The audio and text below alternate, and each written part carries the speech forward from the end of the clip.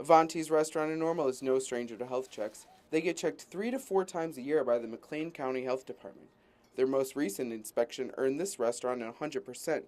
Managers take precautions to prevent some of the most serious violations. Well, worrisome one would be food temps, not being at the proper temperatures as far as heating things up, cooling things down in the right amounts of time, storage not being at the right temps.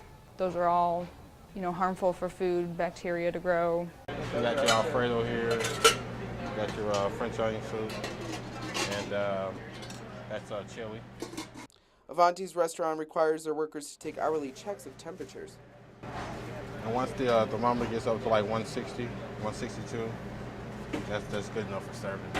Health Inspector to McLean County Kyle Swartz thinks it's critical to work well with the local restaurants. The job wouldn't exist unless there was some concern over sanitation in restaurants, but for the most part, we find that we work pretty well with the restaurants and get a good response from the managers or owners of the restaurants, and it's more of a cooperation than it is us going in there to enforce the codes. It's a dual job. It's 50% enforcement and 50% education to ensure that those people are aware of what the proper food handling codes are.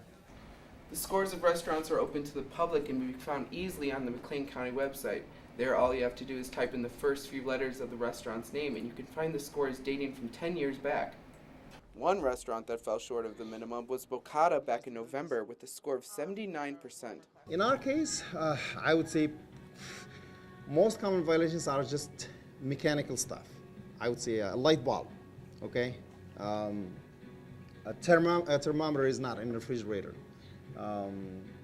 Some labeling issue. Sometimes you, in a hurry, you write something and you don't label it, but it's not like something hazardous, Such in this case, if a restaurant falls below the 80% mark, a checkup is done again within a week to see if problems are corrected.